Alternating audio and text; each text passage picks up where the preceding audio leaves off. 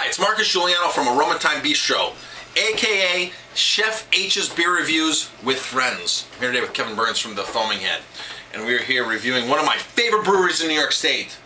And you are the New York State Beer Authority. Yeah. Don't be fooled. TheFoamingHead.com, your source for all things New York beer. Tastings, reviews, events, breweries, beers, Pairings, drinking. Pairings. It's all anything. there. Anything. Congratulations, I saw you on that one website in the top 100. Web 100. Web 100. Shout out to Web 100. Yes. The top 100 food-based websites of all the internet. That was nice. So shout out to them. I think we're going to do something different today. I think we're going to pour this, get some nice head on here, and then cut the camera, drink the whole beer, and come back and review it. You want to? No. No, okay. So let's not change format today. So what we're drinking is the Southern Tier UberSun, an Imperial wheat beer. An Imperial Summer wheat beer, which is a novel concept because I don't really know of any other breweries who do this at all.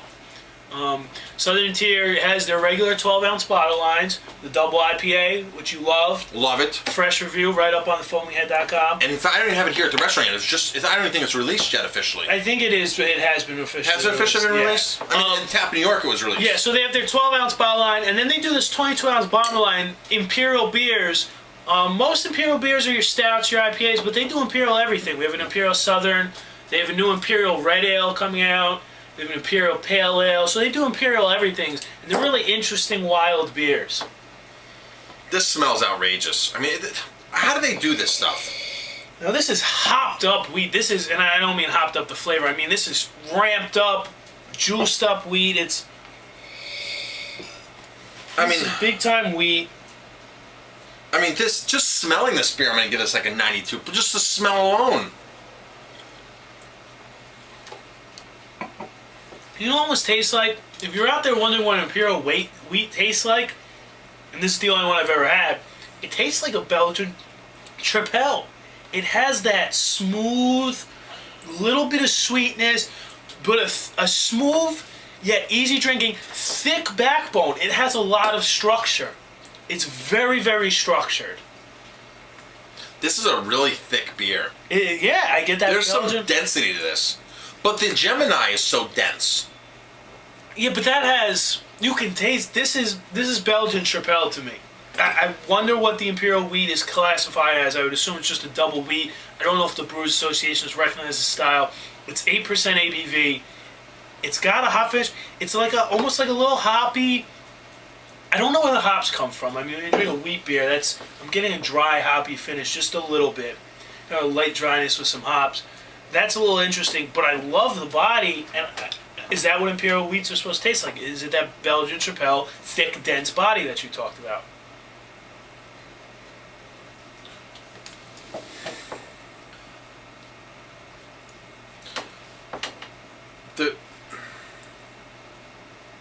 As I'm waiting for the finish is a little disappointing based upon the body and the nose, to me. Now, is it disappointing because you don't like it, or is it disappointing because it's unexpected? It's not what you... It's an unexpected lull in the finish. By no means am I knocking this beer. But from the nose and the body, I'm expecting more of a finish. And maybe it's not supposed to have more of a finish. And it's getting a little, it's a little cold, so it'll be interesting to see as it warms up. We're not going to cut the film like you suggested, but... And drink the whole beer. Drink the whole beer and then turn it back on. We're going, I think it's going to change as it warms, yet I think the way to drink this is cold.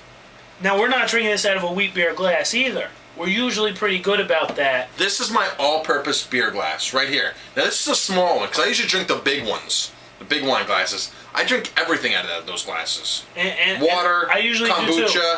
Now, the wheats and the pilsners, I usually go their style-specific glass. The wheat, the tall, thin, pilsner, a little bit thicker. Everything else goes in a wine glass for me. Followers of the Foaming Head on YouTube will always see I have the big Riddell Vinum Chardonnay glass. Who somebody told me wasn't a Chardonnay glass. Really? Yeah. Well, see, now here's the deal with glasses, wine glasses. Chardonnays are big, fat glasses, okay? Now, the only thing difference between the Chardonnay glass and a Pinot Noir glass, because Chardonnay and Pinot Noir are both indigenous grapes to Burgundy, France. So when you say Burgundy wine, you're people think, oh, this red wine. No, Burgundy has white, Burgundy has red. Both are very prestigious out of Burgundy. Now, the only difference, a Burgundy glass, the whole dome is the same, Kevin. The whole bowl is the same. What's different in a Burgundy glass, in a Pinot Noir glass, a white Burgundy and a red Burgundy, is the height of the glass. Not the stem, but the height of the bowl. Okay? The Pinot Noir glass is going to be taller and a narrower top. The Chardonnay glass is going to be a little shorter with a wider. And the reason why is because that wider rim drops the wine off a different part in your mouth than a thinner top that's going to shovel it to the back of your mouth. And Riedel has figured this out. Riedel Crystal's figured the scientifics of tasting and all that. And they understand capturing the aroma and certain parts that want to drop off in your tongue. So, by all means, a Chardonnay glass is big, fat, and a fat top. That's a true Chardonnay glass. Oh, well, I gave the guy the name and the link to the website, and I didn't hear anything back, so... Oh. I think I might have won that one. Okay. But I appreciate the comment. Well, you should send my phone number. And here's what's interesting. I see people who haven't quite embraced wine glass. They don't knock it. They're kind of on the fence about it. But you're drinking, they also cite their favorite glass as the Chimay goblet or the Ommegang goblets, and that's really the same thing. When you're talking about the Riedel Chardonnay, it's the wide mouth with a wide bottom, wide mouth, and that's what it is. It just looks a little different. Here's what I can't stand: when people taste beer in a different branded beer glass. That's one of my pet peeves. So drinking a Sam Adams out of an Ommegang glass. Bingo! Can't stand it. Now let's remember here, you're a restaurant. You have access. You have almost every beer glass of every beer ever made. Not quite that expensive. Okay, so I'm not going to knock them. My recommendation for tasting is go get a nice wine glass. Even when I have the proper glass for it, I still resort to a nice wine glass. I think this is where you go. This is an inexpensive wine glass. There's nothing major about this. It's an inexpensive wine glass. It's just an all-purpose wine glass, 16 and a half ounces. So a full pint would fit in here. So this is technically a pint glass. You know, a pint would fit in here. But I never fill up my wine or my beer in the full glass. Because you want that aroma. I want that aroma. The air to get the aroma. I can't stand when the beer goes all the way to the top and you're like, and you can't. You smell and your nose goes in the head and it's like, what are you smelling? No. I gotta tell you, I can smell in this. This is... Now what you're doing right now is a technique that I think was coined by a fellow beer reviewer. Really? Yeah. I think it was called huffing it.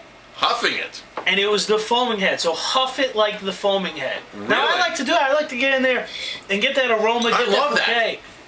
I mean, I'll take the honor. I gotta tell you, I was tasting some wine this afternoon in those big glasses, and I'm just sitting there smelling the wine. Now you smell this kind of beer. It's so enjoyable. This aromas are just they just grab you, and it's just like, wow, this beer is awesome. I don't think the aromas are gonna go. I don't have another glass here. Well, yes, I do. You keep talking. I'm gonna go to the. All right, we're gonna get back to the beer as Mars looks glass. What's interesting about this is the nose is changing and it's getting better for me, and I liked it to begin with. It's brewed with wheat, but you also get two-row pale malt. Okay, that pale malt is giving it that backbone. I think that density that we were talking about, the Belgian Tripel, I compared it to. The pale malt is giving it the density. One kettle hop, one dry hop, both Centennial. Serve at 40 degrees. I think that's right. And this is really good. Now, I've taken another sniff, and the nose is getting a little better, Marcus. And it's malty. It has something on the nose. You know, we're talking about the nose now. There's something I can't. Night and day. There is no comparison, people. There's no comparison. Yeah. There's something I can't. Night and day. There is no comparison, people. There's no comparison. Yeah. No comparison. You cannot judge a beer properly in a nose in that glass. In that kind, well, not just this kind of, in that kind of film. It's not capturing anything. And that's a perfect pour. Oh, this is a wonderful. That's pour. a perfect If I get pour. this a bar, I'm happy. But like you said, the nose is. This is night and day. It's two different noses. It's two different noses. And what gives that aroma? This is okay. This is phenomenal. Yeah, it's a different beer.